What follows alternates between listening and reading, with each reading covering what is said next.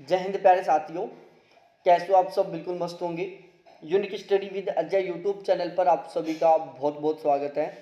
और आज की इस क्लास में हम पढ़ने वाले हैं प्यारे साथियों। देखो, कल वाली जो क्लास थी उसमें हमने शिक्षण और अधिगम दोनों को अच्छे से पढ़ लिया था कि शिक्षण क्या होता है, अधिगम क्या होता है। तो आप एक बात बताओ, खरीदने की तरह और बेचने की तरह दोनों को डिफाइन करो कि खरीदने की तरह शिक्षण होता है या अधिगम, बेचने की तरह शिक्षण होता है या अधिगम। जल्दी बताओ कि खरीदने की तरह और बेचने की तरह दोनों में कौन सा सिस्टम सेट होगा। ठीक है, शिक्षण एक रीजन होता है, रिजल्ट अधिगम होता है। ठीक है, शिक्षण एक इच्छापूर्ण कार्य है, जबकि जो अधिगम वो एक उपलब्धि है जो सफलतापूर्वक करता है एक। तो इस तरीके से मैंने ये सारी चीज़ें पढ़ा दी थी आपको कल वाली क्लास में कि शिक्षण क्या होता है, अधिगम क्या होता है। और प्यारे साथियों, अपना एप्लीकेशन ऑलमोस्ट रेडी हो चुका है। कल जहाँ तक आज या तो आज शाम तक प्ले स्टोर पर आ जाएगा। और फिर आप सभी को मैं एक टाइम पीरियड फिक्स करेंगे। उस टाइम पीरियड में आपको एक नॉमिनल अमाउंट पे करना होगा। हो सकता है वो हम 5 रुपये रख लें या 10 रुपये का रख लें, और आप वो पे करके और उस बैच में ऐड हो जाना।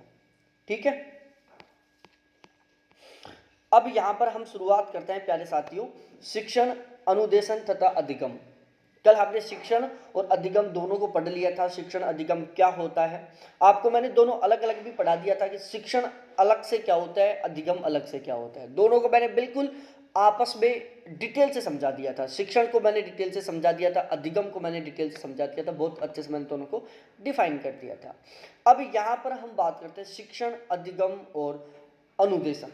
इन तीनों के बारे में पढ़ते हैं कि शिक्षण क्या होता है, अधिगम क्या होता है, अनुदेशन क्या होता है। देखो, यहाँ पर सबसे पहले हम पॉइंट से शुरुआत करते हैं शिक्षण के बारे में। शिक्षण का प्रमुख तथ्य पारस्परिक अंतर प्रक्रिया है। जो शिक्षण है वो क्या है, एक अंतर पारस्परिक प्रक्रिया है। अंतर पारस्परिक का मतलब होता है इंटर रिलेशन वाली प्रोसेस है ये। अंतर पारस्परिक है, बिल्कुल समझ गए होंगे आप। भाई, टीचर और स्टूडेंट के बीच में क्या होता है, पारस्परिक संबंध होता है। जब तक टीचर और स्टूडेंट के बीच में अच्छा संबंध नहीं होगा तब तक शिक्षण अच्छे वे में नहीं होने वाला। और यदि शिक्षण और टीचर के बीच शिक्षण सॉरी टीचर स्टूडेंट के बीच में रिलेशनशिप होगा तो ही शिक्षण होगा। ये आप ऑलरेडी जानते हैं कि टीचर और स्टूडेंट के बीच में अच्छा रिलेशनशिप होगा तो ही शिक्षण होगा, अदरवाइज शिक्षण नहीं होगा।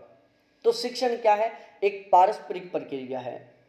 किस किस के बीच में, स्टूडेंट और टीचर के बीच में, स्टूडेंट, सिलेबस और टीचर के बीच में।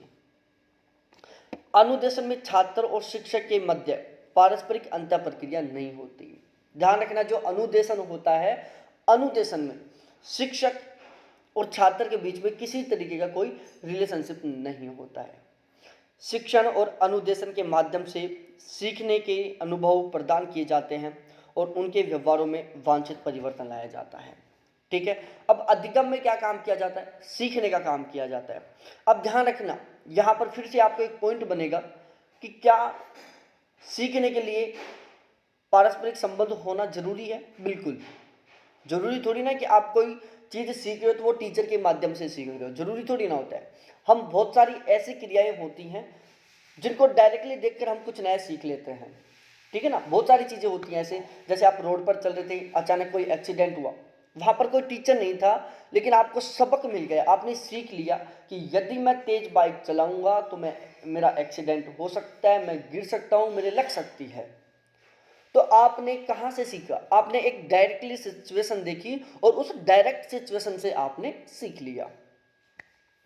तो शिक्षण और अनुदेशन के माध्यम से सीखने के अनुभव प्रदान किए जाते हैं और उनके व्यवहार में एक वांछित परिवर्तन लाया जाता है। उसके बाद हम बात करते हैं शिक्षण में अनुदेशन निहित तो होता है। ठीक है, जो शिक्षण होता है उसमें अनुदेशन भी इंक्लूड होता है। अनुदेशन को शिक्षण नहीं कहा जा सकता किंतु इसमें अधिगम निहित होता है। जो अनुदेशन होता है, देखो पहला पॉइंट ये समझना कि जो शिक्षण होता है उसमें अनुदेशन इंक्लूड होता है। दूसरा पॉइंट, अनुदेशन शिक्षण में इंक्लूड नहीं होता। यहां से कथन कारण का क्वेश्चन बनने वाला है। कथन बन जाएगा या फिर स्टेटमेंट फर्स्ट बन जाएगा कि शिक्षण में अनुदेशन इंक्लूड होता है। स्टेटमेंट सेकंड बन जाएगा अनुदेशन में शिक्षण इंक्लूड नहीं होता लेकिन अधिगम इंक्लूड होता है। ठीक है, तीसरा पॉइंट बन जाएगा कि अधिगम के लिए शिक्षण अनुदेशन सहायक है लेकिन आवश्यक नहीं। और फिर पूछ लेगा कि निम्नलिखित में से कौन से स्टेटमेंट सही हैं। तो इस टाइप के क्वेश्चन आप तब ही सोल्व कर पाओगे जब आपको ये स्टेटमेंट अच्छे से पता होंगे, ये जब स्टेटमेंट आपको अच्छे से याद होंगे। ठीक है प्यारे लाडलो, तो ये बातें आपको बहुत अच्छे से समझ लेनी है, बहुत अच्छे से ध्यान में रख लेनी है। शिक्षण में ज्ञानात्मक तथा क्रियात्मक पक्षों का विकास किया जाता है। शिक्षण के माध्यम से हमारा ज्ञानात्मक और क्रियात्मक दोनों तरीके से विकास होता है। ज्ञानात्मक और क्रियात्मक दोनों तरीके से हमारा विकास होता है। अनुदेशन से ज्ञानात्मक पक्षों का विकास किया जाता है। ठीक है, अधिगम इनके प्रभाव का परिणाम है। प्यारे लाडलो, दोबारा से मैं रिपीट कर रहा हूँ, ये तीनों पॉइंट बहुत महत्वपूर्ण है। पहला पॉइंट है कि शिक्षण के माध्यम से ज्ञानात्मक और क्रियात्मक दोनों पक्षों का विकास होता है। अनुदेशन में ज्ञानात्मक पक्ष इंक्लूड होता है। अधिगम इनके प्रभाव का परिणाम होता है। ठीक है, अधिगम ज्ञानात्मक और क्रियात्मक जो पक्ष थे उनका क्या होता है, प्रभाव होता है। ठीक है, तो ध्यान रखना प्यारे साथियों, शिक्षण में ज्ञानात्मक और क्रियात्मक दोनों पक्षों का विकास होता है। अनुदेशन से केवल हमारा ज्ञानात्मक विकास होता है। अधिगम ज्ञानात्मक और क्रियात्मक पक्षों का जो प्रभाव है उसका परिणाम होता है। शिक्षण, अनुदेशन और अधिगम, इसको फिर आगे से हम पढ़ते हैं। शिक्षण पर सामाजिक, दार्शनिक तथा वैज्ञानिक एवं मनोवैज्ञानिक सिद्धांतों का स्पष्ट प्रभाव पड़ता है। शिक्षण के ऊपर सामाजिक, दार्शनिक, वैज्ञानिक और मनोवैज्ञानिक सिद्धांतों का बिल्कुल डायरेक्टली इफेक्ट पड़ता है।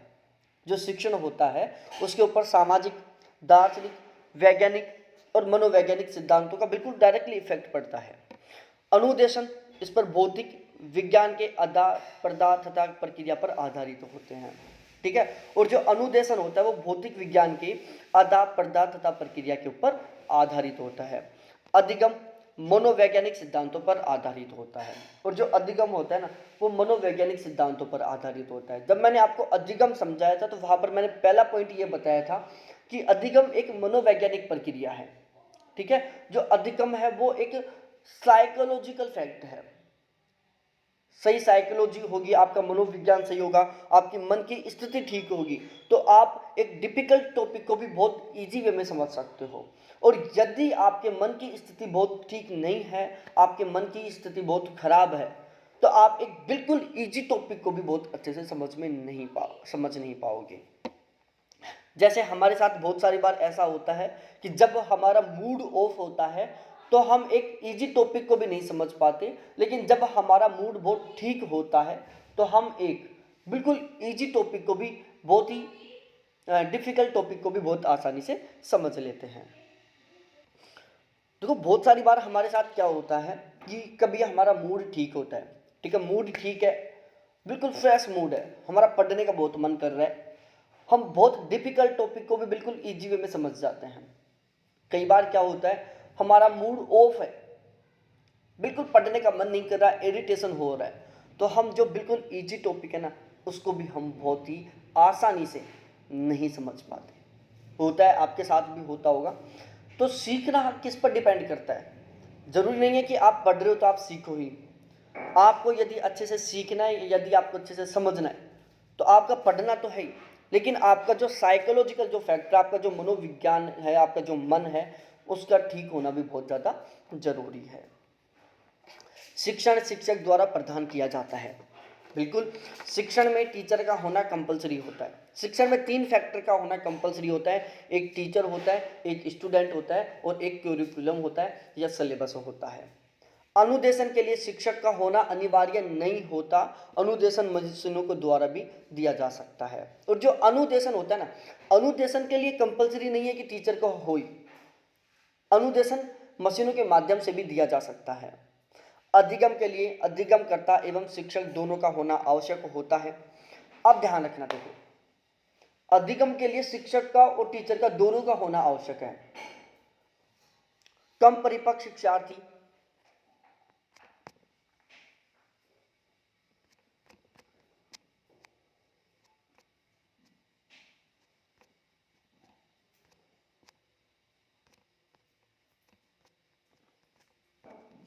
कम परिपक्व शिक्षार्थी के लिए शिक्षक का होना अनिवार्य है, लेकिन परिपक्व शिक्षार्थी के लिए शिक्षक का होना अनिवार्य नहीं है, जायज़ सी बात है।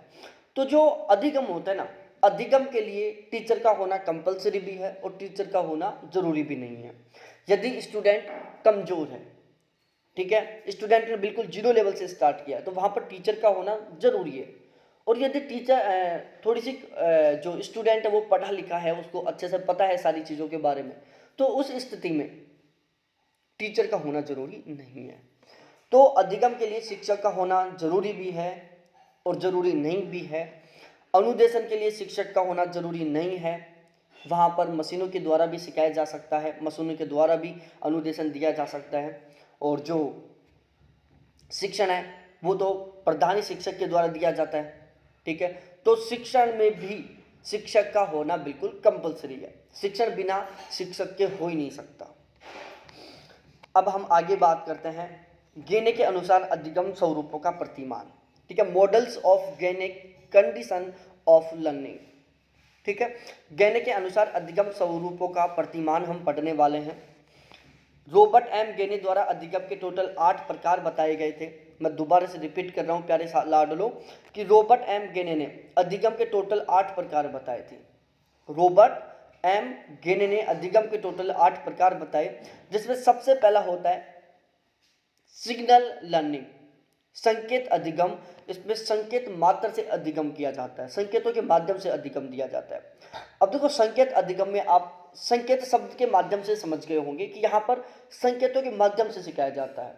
जैसे आपने ऐसे डिसएबिलिटी वाले स्टूडेंट या ऐसे डिसएबिलिटी वाले कैंडिडेट देखा होगा जो बोल नहीं सकते, सुन नहीं सकते, वो अपनी अंगुलियों के इशारों से बात करते हैं, ठीक है, वो अपने फेस एक्सप्रेशन से बात करते हैं, और जो सामने वाला कैंडिडेट होता है वो उन चीज़ों को बहुत आसानी से समझ लेता है।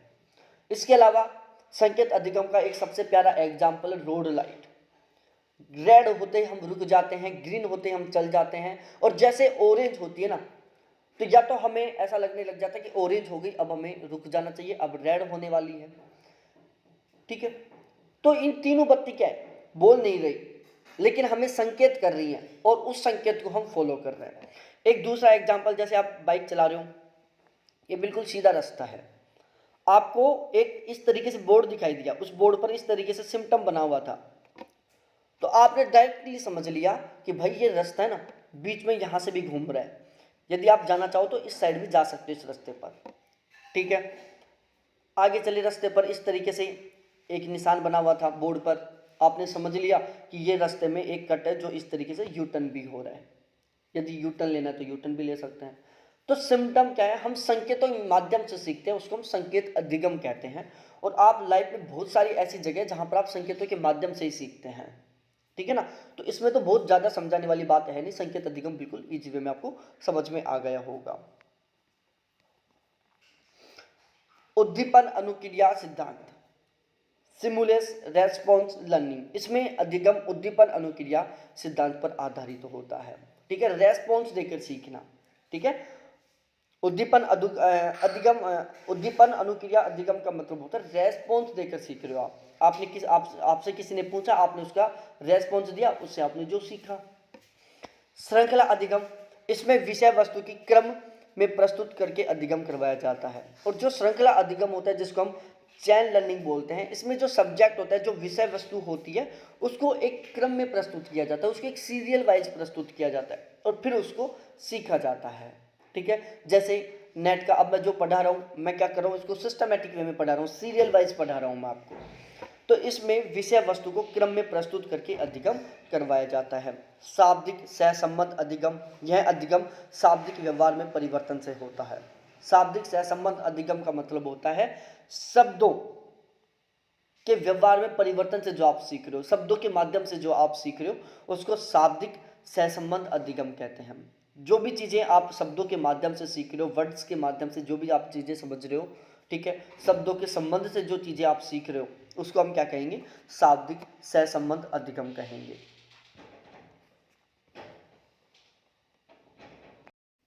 तो अब हम आगे पढ़ते हैं बहुभेदीय अधिगम। अब ये बहुभेदीय अधिगम क्या होता है, अब देखो बहुभेदीय अधिगम में क्या होता है, यहाँ पर सामने प्रस्तुत विभिन्न उद्दीपकों में से सही उद्दीपक की पहचान की जाती है। अब ये समझने की बात है सबसे मेन कि सामने प्रस्तुत विभिन्न उद्दीपकों में से सही उद्दीपक की पहचान की जाती है कि कैसे किस तरीके से होता है। जैसे आपने जब ग्रेजुएशन की थी, आपको लाइफ बनाने के आपके कैरियर के बहुत सारे ऑप्शन दिखे होंगे कि यार मैं नेट जेआरएफ की तैयारी कर लूँ, मैं यूपीएससी की तैयारी कर लूँ, मैं किसी पीसीएस के एग्जाम की तैयारी कर लूँ, मैं बीएड करके first grade second grade third grade teacher की तैयारी कर लूँ, मैं एसएससी की तैयारी कर लूँ।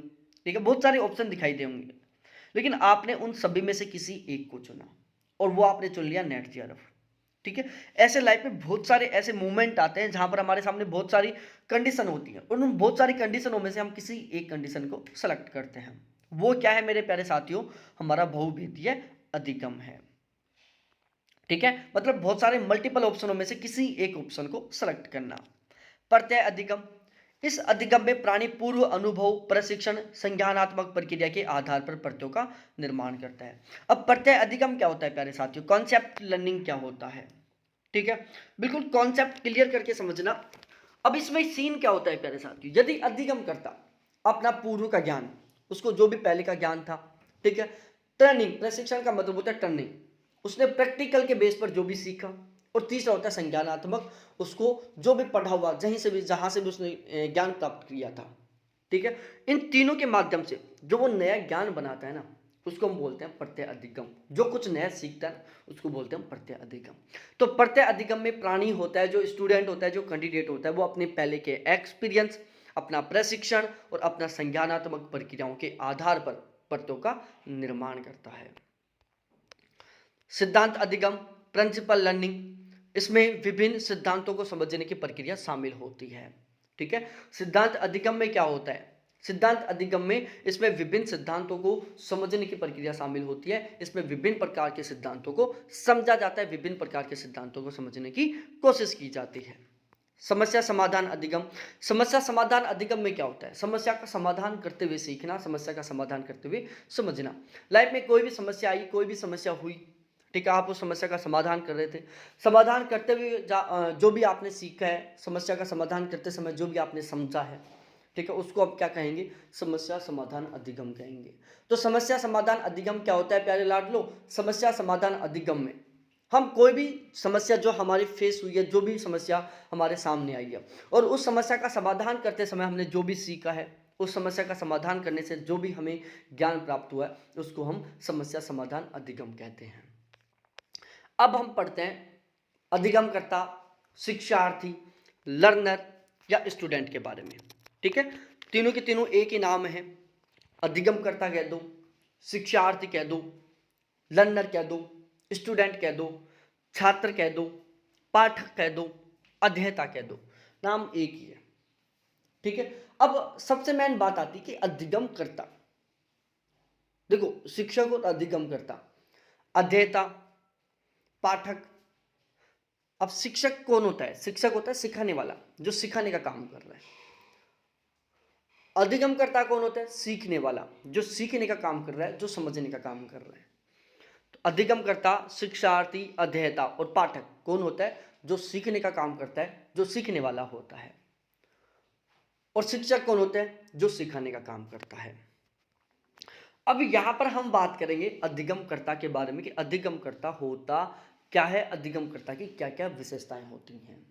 देखो प्यारे साथियों, टीचिंग ऐप नेट जेआरएफ के सिलेबस की मैं बात करूं, पेपर फर्स्ट की, तो इसमें 2 यूनिट है, एक कम्युनिकेशन की है और दूसरी हमारी टीचिंग एप्टीट्यूड की है, जहां पर हमें केवल अंडरस्टैंडिंग की जरूरत है।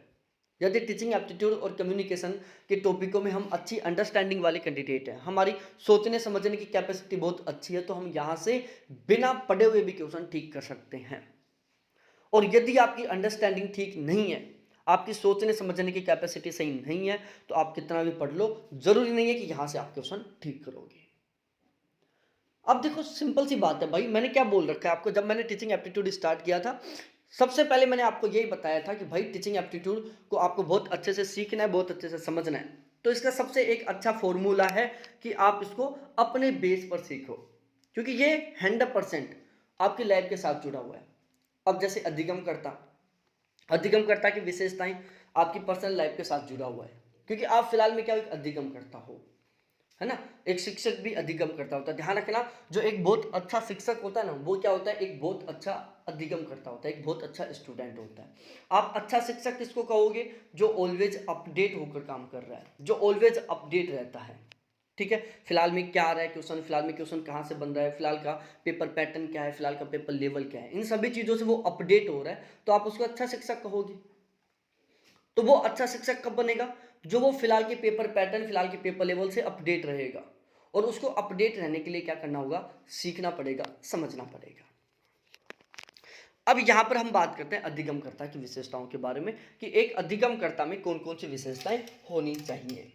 बिल्कुल सिंपल सिंपल बातें हैं, मैं आपको बहुत अच्छे से समझाने की कोशिश करता हूँ।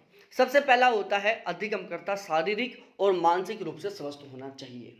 जो भी अधिगम करता है, जो भी अध्येता है, जो भी स्टूडेंट है, उसका शारीरिक और मानसिक रूप से स्वस्थ होना बहुत ज़्यादा जरूरी है। मेंटली और फिजिकली तरीके से उसका ठीक होना बहुत ज़्यादा जरूरी है, बहुत ज़्यादा कंपलसरी है। अब मैं यहाँ पर आपको एक बहुत प्यारे से एग्जाम्पल समझाता हूँ। आपके सामने दो कंडीशन है, ठीक है। पहली कंडीशन तो क्या है मेरे प्यारे साथियों, आपके सामने दो कंडीशन है। पहली कंडीशन तो क्या है कि आप मानसिक और शारीरिक रूप से बिल्कुल स्वस्थ हैं, और दूसरी कंडीशन यह है कि आप मानसिक और शारीरिक रूप से स्वस्थ नहीं हैं। सपोज दैट आपको कोई भी टेंशन हो रही है, आपको इकोनॉमिक कंडीशन खराब है, आपको रुपए की टेंशन हो रही है कि यार कल रूम रेंट मैं कहाँ से दूंगा, रुपए है नहीं।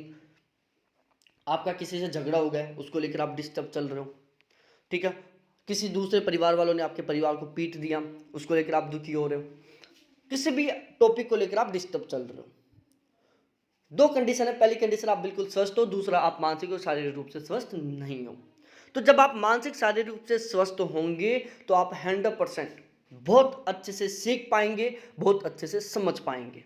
और जब आप शारीरिक मानसिक रूप से स्वस्थ नहीं होंगे तो आप बहुत अच्छे से नहीं सीख पाओगे, बहुत अच्छे से नहीं समझ पाओगे। और उसका आप खुद अपने ऊपर एक्सपेरिमेंट करके देख सकते हो, मेरे को बताने की समझाने की जरूरत है ही नहीं। आपके साथ लाइफ में ऐसा मोमेंट आया होगा जब आप मेंटली या फिजिकली तरीके से डिस्टर्ब होंगे। फिजिकली तरीके से होता है जैसे आप बीमार हो, आपको कहीं पर जाना है, ठीक है, आपको कहीं पर जाना है। सपोज दैट अभी हो कि यार मेरे को 10 बजे मामा के जाना है, या 10 बजे मेरे को हॉस्पिटल जाना है। आपके मन में चल रहा होगा यार 10 बजे हॉस्पिटल जाना है, मास्टर की 10:30 बजे क्लास आएगी। आपने सोच लिया कि यार क्लास तो ले ही लेते हैं, 10:30 बजे आएगी क्लास। लेकिन आप यहां पर भी दो कंडीशन बना सकते हो। दोबारा समझाता हूं। एक कंडीशन, आप शारीरिक रूप से स्वस्थ हो, आपको कहीं कुछ नहीं जाना, कोई दिक्कत नहीं है, बस मस्त तरीके से पढ़ना है, आपको पूरा डेडिकेशन है, 10:30 बजे टीचर की क्लास आएगी, मेरे को पढ़ना है। दूसरी साइड आपको 10 बजे कहीं पर जाना है और वहां पर आपको 2 घंटे लगने वाले हैं, बीच में 10:30 बजे टीचर की क्लास आ गई। आप सोचे कि यार क्लास लूँ या पहले वहां जाऊं, आपने डिसाइड कर लिया कि यार जल्दी से मैं क्लास लेके फिर वहां चला जाऊंगा। तो आप इस वाली कंडीशन में क्लास में तो प्रेजेंट रहेंगे, लेकिन आप बहुत अच्छे से नहीं सीख पाओगे, बहुत अच्छे से समझ नहीं पाओगे, पूरे डेडिकेशन के साथ नहीं पढ़ पाओगे। तो पढ़ने के लिए प्यारे साथियों, सीखने के लिए, समझने के लिए शारीरिक और मानसिक रूप से स्वस्थ होना बहुत ज्यादा जरूरी है। अधिगमकर्ता की मूलभूत क्षमता एवं योग्यता। अब मूलभूत क्षमता और योग्यता से मतलब क्या है भाई, आपने पहली क्लास में क्या सीखा था, सबसे पहले आपने कै कबूतर खे खरगोश गह गधा ये सीखा, ठीक है। फिर आपने थोड़े दिन बाद में क्या पढ़ा, आपने बाल खड़ी सीख ली। दूसरी क्लास में आपने सिंपल सिंपल बिना मात्राओं के शब्दों को पढ़ना सीखा, उनको लिखना सीखा, ठीक है। फिर तीसरी क्लास में आपने बिल्कुल अच्छे से बहुत ही प्रॉपर वे में पढ़ना सीख लिया। पहली क्लास में आपने गिनतियां सीखी, 10 तक की टेबल याद की। दूसरी क्लास में आपने 40 तक की टेबल याद कर ली, छोटे छोटे सिंपल सिंपल जोड़ बाकी गुणा और भाग सीख लिया। थर्ड क्लास में आप परफेक्ट हो गए, आपको कहीं की टेबल सुन लो, कहीं किसी टाइप की आपको कैलकुलेशन करवा लो, सब कुछ आने लग गया। तो ये क्या था सही भाई, सिलेबस पहली क्लास में तो बिल्कुल इजी था, तीसरी क्लास तक डिफिकल्ट हो गया। वो क्यों हुआ, क्योंकि सिलेबस तैयार करते समय स्टूडेंट की मूलभूत क्षमता और योग्यता को ध्यान में रखा गया कि भाई पहली क्लास का कैंडिडेट को यदि हम डायरेक्टली बड़े बड़े शब्द पढ़ना सिखाएंगे तो वो नहीं पढ़ पाएगा, क्योंकि उसकी क्षमता नहीं है, अभी उसकी कैपेसिटी नहीं है, उसकी योग्यता नहीं है कि वो पहली क्लास में बड़े बड़े शब्दों को पढ़ पाएगा। पहले क्लास के बच्चे की क्षमता योग्यता क्या होती है कि वो कै कबूतर और बाखड़ी याद कर सकता है।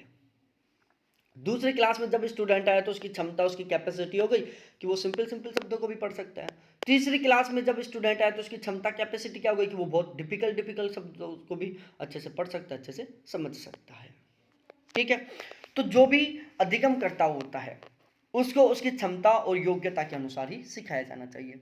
जैसे आप में बहुत सारे ऐसे कैंडिडेट होंगे, आपकी कैपेसिटी, आपकी क्षमता, आपकी योग्यता नहीं है कि आपके मैथ के सवालों को ठीक सोल्व करें, है ना।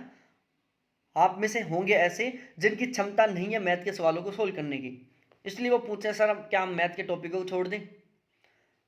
फिर टीचर, जो अच्छा टीचर होता है वो यही पूछता है भाई मैथ कैसी है, लगता है कि कोशिश करेगा तो ठीक कर देगा, वो बोलेगा कि नहीं सर नहीं लगता, नहीं लगता, मैं मैथ को 50 घंटे पढ़ लूंगा तो भी मैं कॉन्फिडेंस के साथ नहीं जा सकता कि वहां मैं क्वेश्चन ठीक कर दूंगा। फिर टीचर बोलता है भाई छोड़ दे मैथ को, मैथ को टाइम दे ही मत, वो 50 घंटे तू यहां पर दे, मैथ का जितना टाइम तू पेपर में देगा उतना टाइम तू बाकी के क्वेश्चनों को दे। ठीक है, तो आपकी क्षमता नहीं थी, आपकी योग्यता नहीं थी मैथ के सवालों को सोल्व करने की, इसलिए आपने मैथ को छोड़ दिया। बहुत सारे लोगों की क्षमता योग्यता होती है मैथ को ठीक करने की, वो उसको पढ़ते हैं, क्वेश्चन भी ठीक करके आते हैं। अधिगमकर्ता की स्वाभाविक रुचि, आपका इंटरेस्ट भी होना चाहिए किसी टॉपिक में। यदि आपका इंटरेस्ट है तो आप उस टॉपिक को बहुत अच्छे से सीख सकते हैं, बहुत अच्छे से समझ सकते हैं। यदि आपका इंटरेस्ट नहीं है तो आप बहुत अच्छे से नहीं सीख सकते, बहुत अच्छे से नहीं समझ सकते। जैसे मैथ, बहुत सारे प्यारे साथी होंगे जिनका मैथ सब्जेक्ट में बहुत अच्छा खासा इंटरेस्ट होता है, वो मैथ को बहुत जबरदस्त तरीके से पढ़ते हैं, मैथ वो 12-12 घंटा पढ़ लेते हैं, 10-10 घंटा पढ़ लेते हैं, मैथ में 100 में से 100 नंबर लेके आते हैं। बहुत सारे प्यारे साथी ऐसे भी होंगे जिनको मैथ के नाम से नींद आने लग जाती है, यदि उनको सुलाना है, आपको मैथ की किताब दे दो 1 मिनट में सो जाएंगे वो। क्यों? क्योंकि उनकी मैथ में रुचि नहीं है, मैथ में उनका इंटरेस्ट नहीं है। जिन स्टूडेंटों का मैथ में इंटरेस्ट है, मैथ में रुचि है, वो मैथ को 10-10 12-12 घंटे तक लगातार पढ़ सकते हैं। उनका कहना होता है यार मैथ तो मेरी जान है, मैथ को तो मैं 25 घंटे भी पढ़ सकता हूँ, 24 घंटे भी पढ़ सकता हूँ, 23 घंटे भी पढ़ सकता हूँ, मैथ को तो मैं लगातार पढ़ता रह सकता हूँ, मैथ को तो मैं बिना खाए पिए भी पढ़ सकता हूँ। और वो 100% स्कोर करते हैं ऑलवेज।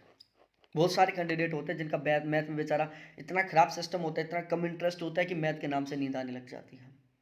तो यदि आपका किसी भी टॉपिक में, किसी भी सब्जेक्ट में इंटरेस्ट है तो आप उसको बहुत अच्छे से सीख पाओगे, बहुत अच्छे से समझ पाओगे। और यदि आपका इंटरेस्ट नहीं है तो आप बहुत अच्छे से नहीं सीख पाओगे, बहुत अच्छे से नहीं समझ पाओगे। अधिगमकर्ता का पूर्व ज्ञान, भाई अधिगमकर्ता का जो पहले का ज्ञान होता है वो भी सीखने को, समझने को, शिक्षण को बहुत ज़्यादा प्रभावित करता है। कैसे? सपोज डेट आपको किसी टॉपिक है, कोई टॉपिक आपको बिल्कुल भी ज्ञान नहीं है, आप 0 लेवल से पढ़ रहे हैं, तो आपको सीखने में, समझने में थोड़ा ज़्यादा टाइम लगेगा, आपको ज़्यादा मेहनत करनी पड़ेगी। एक साइड आप बहुत कुछ जानते हो उस टॉपिक के बारे में, आपको नॉलेज है उस टॉपिक के बारे में, आपको तो बस थोड़ा थोड़ा बहुत जो नॉलेज नहीं है वो लेना है आपको, तो आप उस टॉपिक को थोड़ा जल्दी सीख पाओगे, अच्छे से सीख पाओगे, सिंपल तरीके से सीख पाओगे। ठीक है, तो यदि किसी टॉपिक को लेकर आपके पास पहले से ज्ञान है, पहले का आपके पास अनुभव है, नॉलेज है, तो आप उस टॉपिक को बिल्कुल कम टाइम में बहुत अच्छे से समझ लोगे। और यदि किसी टॉपिक को लेकर आपको बिल्कुल भी ज्ञान नहीं है, आप बिल्कुल 0 लेवल पर हो, तो आपको उस टॉपिक को समझने में, सीखने में थोड़ा टाइम लगेगा, थोड़ा डिफिकल्टी आएगी। महत्वाकांक्षा, अभिप्रेरणा का स्तर, मोटिवेशन, भाई सीखने में मोटिवेशन का बहुत बड़ा इफेक्ट होता है। यदि आप मोटिवेट हो, आप उस टॉपिक को बहुत अच्छे से सीख सकते हो, बहुत अच्छे से कर सकते हो। आप डिमोटिवेट हो तो भाई उसको आप बिल्कुल भी नहीं करोगे। ठीक है, अब भी आप मोटिवेशन लेके देखो, यार मैंने नेट जैप का, मैं 2 कंडीशन दे रहा हूँ आपको। नेट जैप के मामले में मोटिवेशन लो, यार मैं जरप हो जाएगा ना, जरप करने के बाद मैं PhD करूँगा, नाम क्या डॉक्टर लग जाएगा, 27 लाख रुपए कमाएंगे, 5 साल में मैं 50 लाख रुपये कमाऊंगा, 1 करोड़ रुपए हो गए, कितना हो गया, लगभग 90 लाख हो गए। उसके बाद मैं कहीं पर प्रिंसिपल बन जाऊंगा, असिस्टेंट प्रोफेसर बन जाऊंगा, फिर मेरी सैलरी 27-28 हज़ार से स्टार्ट होगी। ये आपने मोटिवेशन लिया, क्या लिया, ये आपने मोटिवेशन लिया। आपके अंदर एक पॉजिटिव एनर्जी आएगी, आप बहुत जबरदस्त तरीके से पढ़ने लग जाओगे, आपके अंदर जुनून हो जाएगा, अरे यार कितना गजब का काम है, मेरे को तो पढ़ना चाहिए, जबरदस्त तरीके से पढ़ना चाहिए। दूसरी साइड आप डिमोटिवेट हो, यार मैंने नेट जेआरएफ कर लिया है, क्या करूंगा, जेआरएफ क्वालिफाई हो जाएगा, पहली बात तो जेआरएफ नहीं होना, जेआरएफ हो भी जाएगा 25-26 लाख रुपए ये मिलेंगे, बाद में मैं क्या करूंगा, आप टेंशन में जाते जाओगे, यार बाद में क्या करूंगा, मैं किसी कॉलेज में भी जाऊंगा पढ़ाने के लिए, वो 5,000 10,000 देंगे, गवर्नमेंट असिस्टेंट प्रोफेसर की वैकेंसियां नहीं आती, आती हैं तो 1 या 2 वैकेंसी आती हैं, क्या करूँगा मैं, आप डीमोटिवेट हो जाओगे, आपका इंटरेस्ट खत्म हो जाएगा, आप खुद को गाली देने लग जाओगे, यार क्या डिसीजन लिया मैंने, उसकी तरह मैं रीट का ले लेता तो तैयारी करके टीचर बन जाता, अब यहाँ फंस गया मैं, पूरी लाइफ झंड कर ली मैंने। इस तरीके से आप, तो आपका पढ़ाई से डिस्कनेक्टिविटी हो जाएगी, आप सोचोगे यार नहीं पढ़ेंगे यार, छोड़ो यार, अब तुम रीट की तैयारी करेंगे, ठीक है, हम पटवारी की तैयारी करेंगे। तो आपके अंदर किसी भी टॉपिक को लेकर, किसी भी चीज़ को लेकर यदि मोटिवेशन है, तो आपका उस काम में करने का जो इंटरेस्ट वो ऑटोमेटिकली इंक्रीज हो जाएगा। और यदि आपका किसी टॉपिक, किसी काम को लेकर डिमोटिवेशन है, तो आपका उस काम से ऑटोमेटिकली इंटरेस्ट कम हो जाएगा। जीवन का उद्देश्य, आपका यदि बहुत अच्छा खासा उद्देश्य, बहुत बड़ा उद्देश्य ना, देखो लाइफ में सबसे मेन बात तो क्या है मेरे प्यारे लाडलो, जीवन का एक फिक्स उद्देश्य होना ही चाहिए, ठीक है, जीवन का एक उद्देश्य होना ही चाहिए, और हम उद्देश्य के अकॉर्डिंग ही काम करते हैं। एक साइड एक कैंडिडेट है जो यूपीएससी की तैयारी करना है, उसका उद्देश्य कलेक्टर बनना, एक साइड है जिसका उद्देश्य पटवारी बनना, ठीक है। जो यूपीएससी की तैयारी कर रहा है उस बंदे को पता है कि भाई जबरदस्त तरीके से गधे की तरह मेहनत करनी है, गधे की तरह, एक कहावत बोलते हैं यार गधे की तरह मेहनत कर रहा है, तो यदि आपको कोई कैंडिडेट ये कह दे ना कि तू गधे की तरह मेहनत कर रहा है, तो समझ लेना भाई तू बहुत जबरदस्त तरीके से मेहनत कर रहा है, वो ये कहना चाहता है लेकिन वो कह नहीं पा रहा क्योंकि उसको जेलियस हो रहा है, तो वो फिर गधे शब्द को जोड़कर बोलता है। तो यदि आपको कोई भी कहे ना यार गधे की तरह क्या मेहनत करता है, तो समझो भाई बहुत जबरदस्त तरीके से मेहनत कर रहे हो, ये कहना चाहता है वो, लेकिन वो सीधे साफ शब्दों में नहीं कहना चाहता वो। तो जो यूपीएससी की तैयारी कर रहा है उसका एक टारगेट यूपीएससी, उसको पता है मेरे को प्री देना है, मेंस देना है, इंटरव्यू देना है, तो वो हर एक टॉपिक को मेंस और इंटरव्यू के बेस पर पढ़ेगा, वो हर एक टॉपिक को इस तरीके से पढ़ेगा कि वो मेंस में भी काम आ जाए, इंटरव्यू में भी काम आ जाए और प्री में भी काम आ जाए, हर एक चीज को डिटेल से पढ़ेगा। न्यूज़पेपर भी वो बहुत गहराई से पढ़ेगा, न्यूज़पेपर में भी वो केवल उन खबरों को पढ़ेगा जो उसके काम की हैं। यदि वो टीवी भी देखेगा तो उन चैनलों को देखेगा जहां से उसको यूपीएससी में हेल्प मिलेगी। दूसरी साइड पटवारी की तैयारी कर रहा है, उसको पता है यार थोड़ा बहुत पढ़ना है, 3-4 महीने पढ़ लूंगा, छोटा सा सिलेबस है, पढ़ जाऊंगा पटवारी। वो भाई टीवी देखेगा तो भाई सब क्या देखेगा, वो टीवी देखेगा तो वो क्राइम पेट्रोल देखेगा, अलर्ट इंडिया देखेगा, है ना। न्यूज़पेपर पढ़ेगा तो ज्ञान की बातों के अलावा सारी चीज पढ़ेगा, एक्सीडेंट वाली न्यूज पढ़ेगा, ठीक है, थोड़ी बहुत स्पोर्ट्स वाली पढ़ लेगा, कौन सा नेता कहां पर आए वो पढ़ेगा, बलात्कार वाली न्यूज पढ़ेगा। तो जायज सी बात होती है क्योंकि उसको पता है ये न्यूज़पेपर मेरे किसी काम का नहीं है, यहाँ पर मेरे लिए कोई भी ज्ञान की बात काम की नहीं है, इसलिए मैं उनको पढ़ूंगा ही क्यों। और जो यूपीएससी की तैयारी करे ना उस बंदे को पता है कि भाई इस न्यूज़पेपर को पढ़ूंगा तो मेरा काम बनेगा, इस न्यूज़पेपर से मेरे 20-30 क्वेश्चन आएंगे, फंसेंगे, तो उस न्यूज़पेपर में उन चीज़ों को बहुत डीपली, बहुत डिटेल से पढ़ेगा जो उसके काम की है।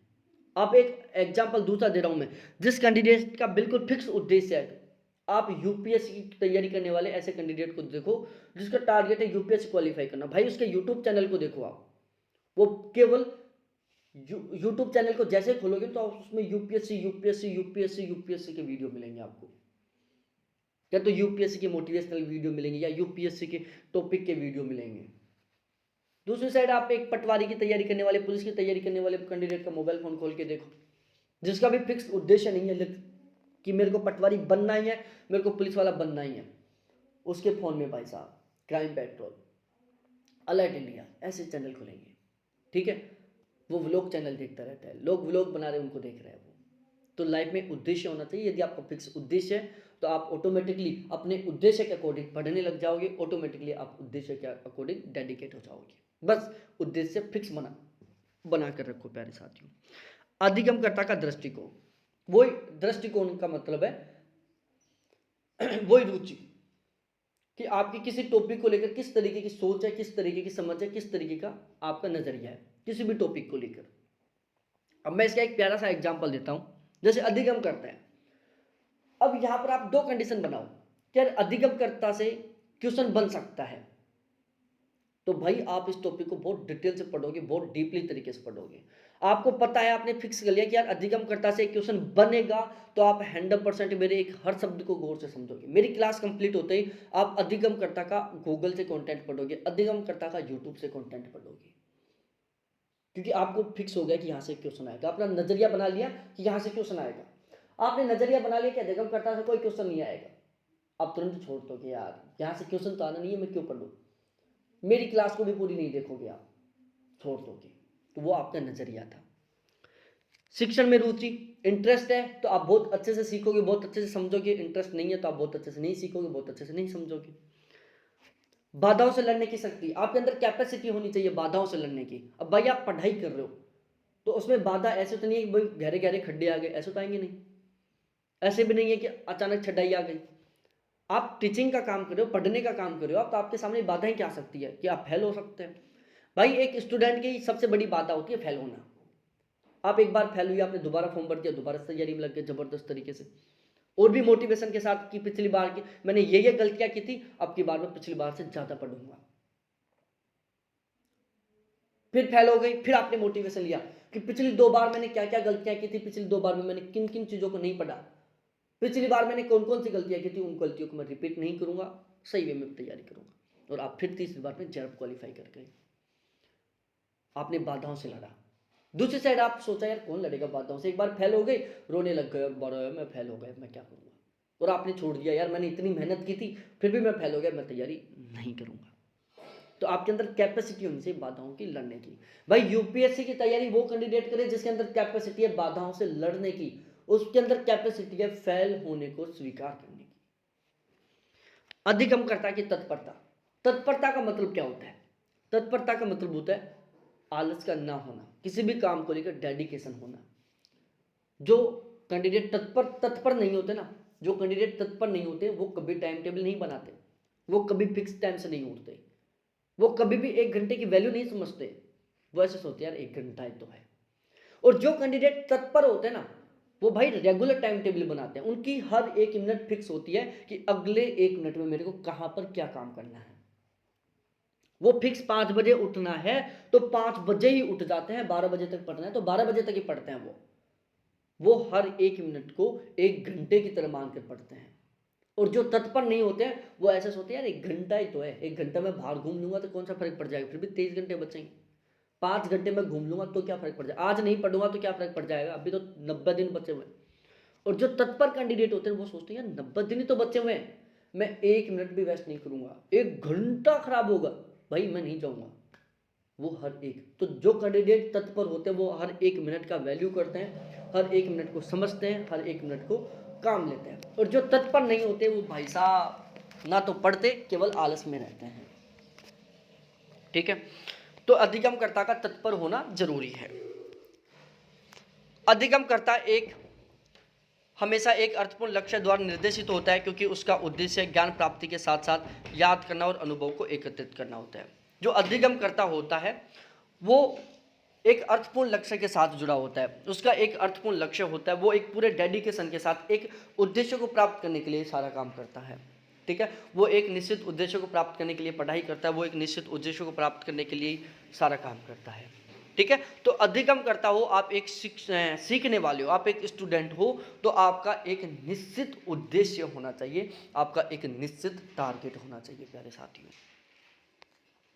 जिज्ञासा एवं श्रद्धा का गुण अनिवार्य होना चाहिए। आपके अंदर जिज्ञासा का, आपके अंदर श्रद्धा का गुण होना चाहिए। जिज्ञासा का मतलब होता है सीखना, कि आपके अंदर सीखने का होना चाहिए, कि आपको अंदर एक जिज्ञासा है कि आपको कुछ नया जानना है, आपको कुछ नया सीखना है, ये आपके अंदर होना चाहिए। अच्छे अधिगम के लिए अधिगमकर्ता की विषय वस्तु एवं सीखने में रुचि होनी चाहिए, आपका इंटरेस्ट होना चाहिए। ठीक है, तो इस तरीके से ये हमारा अधिगमकर्ता शिक्षार्थी कंप्लीट हो गया। इनमें जो भी इंपॉर्टेंट अधिगमकर्ता की विशेषताएं उन सभी को हमने यहाँ पर इंक्लूड कर लिया। ठीक है, तो फिर कल मिलते हैं हम पूरे डेडिकेशन के साथ नेक्स्ट क्लास में। और प्यारे साथियों, फिलहाल में आप समझ सकते हो कि थोड़ा डिस्टर्बेंस चल रहा है। ठीक है, तो फिर मिलते हैं हम कल वाली क्लास में। बहुत बहुत धन्यवाद आपको देखने के लिए। थैंक्स बाय मेरे प्यारे साथियों।